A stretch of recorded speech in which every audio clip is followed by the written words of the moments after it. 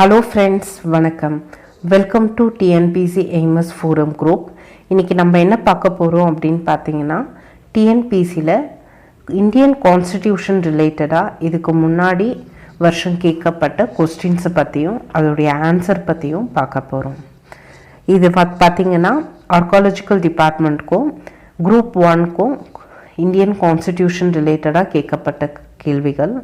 First question என்னன்னு பார்க்கலாம். The correct statement about citizenship are: குடியுரிமை பற்றிய சரியான வாக்கியத்தை கூறுக. The constitutional deals with citizenship from article 5 to 11 part 4. இந்திய அரசியலமைப்பு பகுதி 4 உள்ள உறுப்பு 5 to 11 வரை குடியுரிமை பற்றி கூறுகிறது. இது தவறான ஸ்டேட்மெண்ட். 5 to 11 அப்படிங்கிறது கரெக்டு. ஆனால் பார்த்தீங்கன்னா பார்ட் 4 அப்படிங்கிறது தப்பு. இது பார்ட் 2ல் வரும். ஆர்டிக்கல் 5 to 11 பார்ட் 2 தான் சிட்டிசன்ஷிப் பற்றி பேசுது. பார்ட் 4 எதை பற்றி சொல்லுது அப்படின்னு பார்த்தீங்கன்னா, டிபிஎஸ்பி, அதாவது directive principle of state policy, இதை பற்றி தான் சொல்லுது. இது ஆர்டிக்கல் 36லேருந்து 51 வரைக்கும் வரும். Part 4 directive principle of state policy, article 36லேருந்து 51 வரைக்கும். சிட்டிசன்ஷிப் தான் 5 to 11 ஆர்டிக்கல் பார்ட் 2 வரும். ஸோ ஃபஸ்ட் ஸ்டேட்மெண்ட் தப்பு. நெக்ஸ்ட் ஸ்டேட்மெண்ட் என்னன்னு பார்த்தீங்கன்னா, in India both a citizen by birth as well as naturalized citizen are eligible for office of the president. பிறப்பு மற்றும் குடிமை அளிக்கும் செயல் மூலம் ஒருவர் இந்திய குடியுரிமை தலைவர் பதவிக்கு தகுதியானவர். இது கரெக்ட்.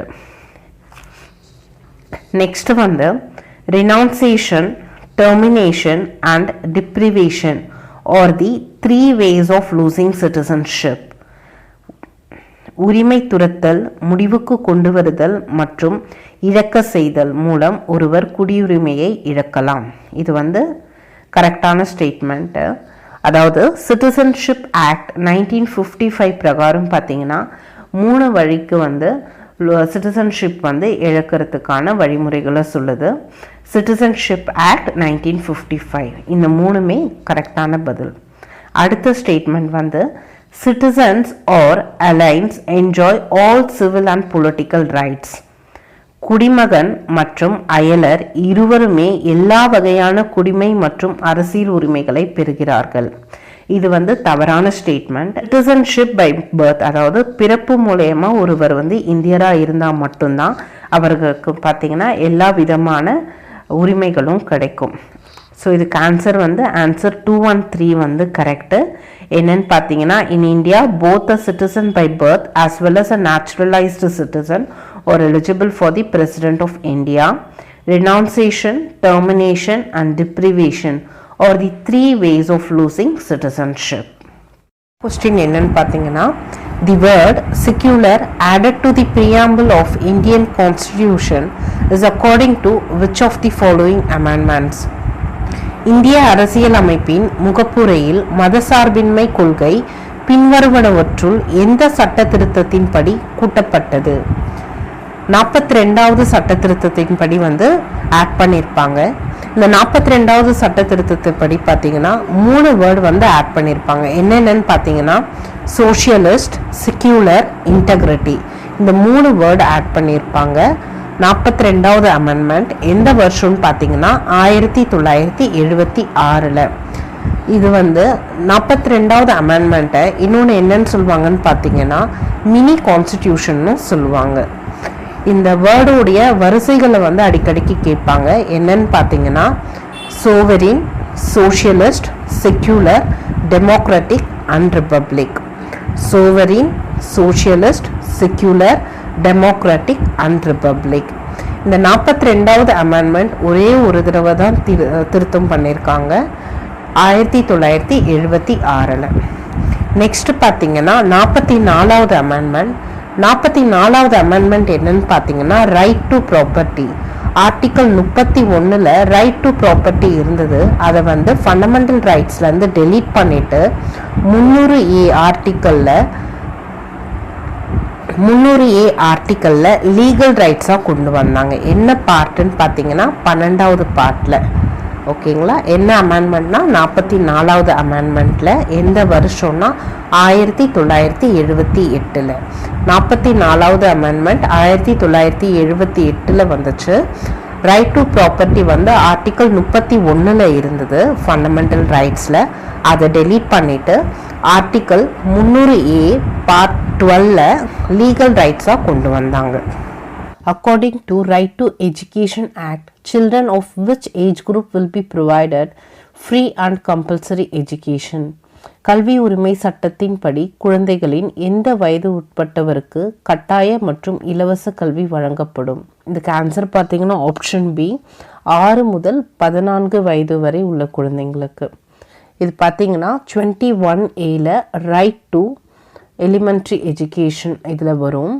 தி 86th அமெண்ட்மெண்ட் ஆக்ட் 2002 வந்து சேஞ்ச் பண்ணியிருப்பாங்க subject matter. Article 45 elementary education வந்து ஃபண்டமெண்டல் ரைட்டாக எடுத்துகிட்டு வந்திருப்பாங்க இந்த 21Aல. இது பிரகாரம் பார்த்தீங்கன்னா ஸ்டேட் கவர்மெண்ட் வந்து குழந்தைங்களுக்கு இலவச கல்வி வந்து வழங்கணும், அதாவது 6 முதல் 14 வயது உள்ள குழந்தைகளுக்கு.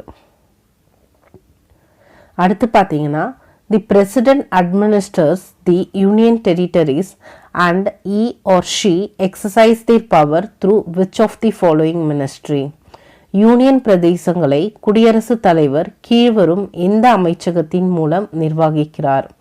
இதுக்கு answer home ministry. Next, which article of Indian Constitution speaks about abolition of titles? இந்திய அரசியலமைப்பின் எந்த ஷரத்து பட்டங்களை ஒழித்தல் பற்றி கூறுகிறது? இதுக்கு ஆப்ஷன் ஏ ஆர்டிக்கல் 18. இதுக்கு ஆப்ஷன் பார்த்தீங்கன்னா article 18 abolition of title. Article 18 என்ன சொல்லுதுன்னா இராணுவம் மற்றும் கல்வி பட்டங்களை தவிர மற்ற எல்லா பட்டங்களையும் வந்து நீக்கிறத பற்றி சொல்கிறது தான் ஆர்டிக்கல் 18. ஆர்டிக்கல் 19 வந்து எதை பற்றி சொல்லுதுன்னா பேச்சுரிமை, கருத்துரிமை, அமைதியான முறையில் வந்து கூட்டம் கூடுவதற்கான உரிமை, சங்கங்கள் அமைப்பதற்கான உரிமை, நம்ம இந்திய நாட்டுக்குள்ளே வந்து விரும்பிய இடத்துல வந்து வசிக்கும் உரிமை மற்றும் தொழில் செய்யும் உரிமை, இதை பற்றிலாம் சொல்கிறது தான் பார்த்திங்கன்னா ஆர்டிக்கல் 19. ஆர்டிக்கல் 20 வந்து எதை பற்றி சொல்லுது பார்த்திங்கன்னா குற்றங்கள் சாட்டப்பட்ட நபர்களுக்கு பார்த்திங்கன்னா உரிமை மற்றும் தண்டனையிலிருந்து பாதுகாப்பு பெறும் உரிமை தான் article 20.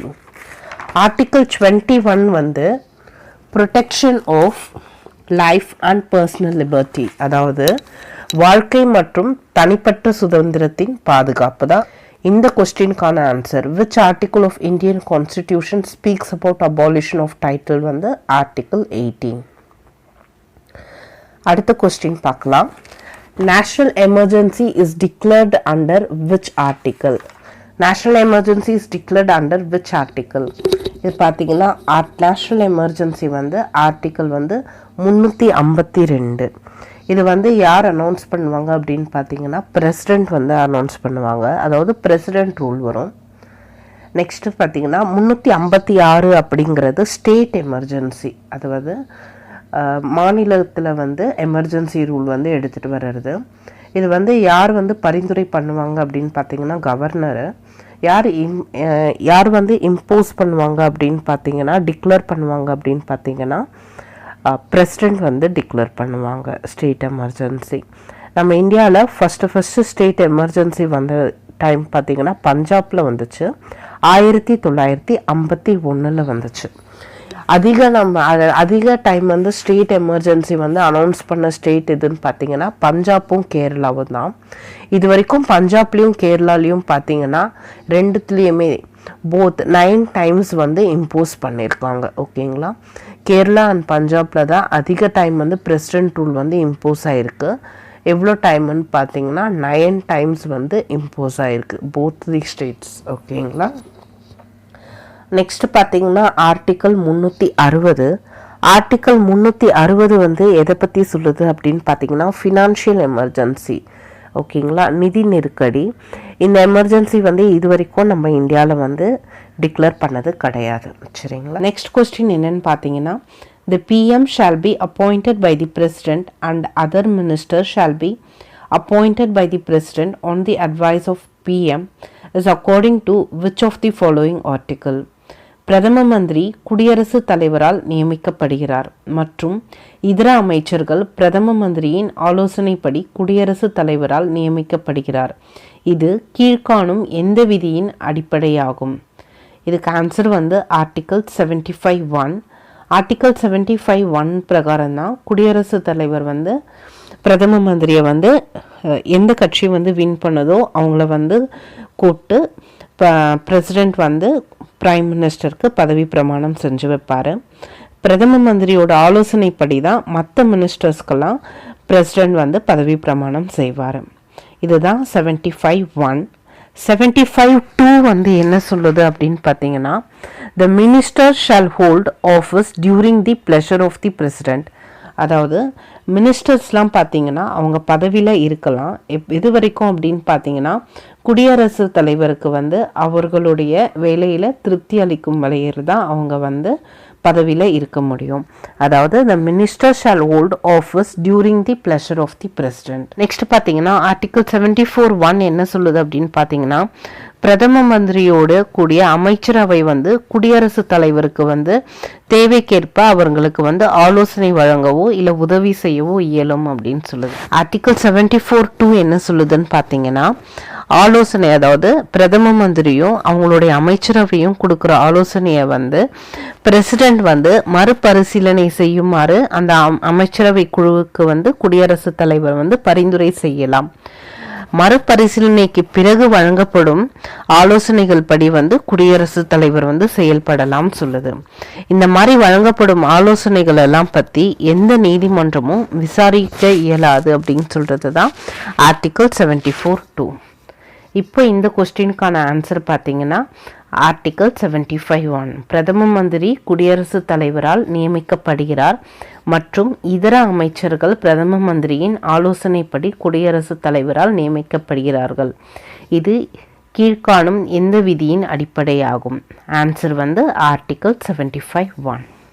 The aim of Make in India scheme is to invite both domestic and foreign investors to invest in India. இதுதான் ஆன்சர். மேக் இன் இந்தியா திட்டம் நோக்கமானது உள்நாட்டு மற்றும் அயல்நாட்டு முதலீட்டாளர்களை இந்தியாவில் முதலீடு செய்ய அழைத்தல். இதுதான் ஆன்சர்.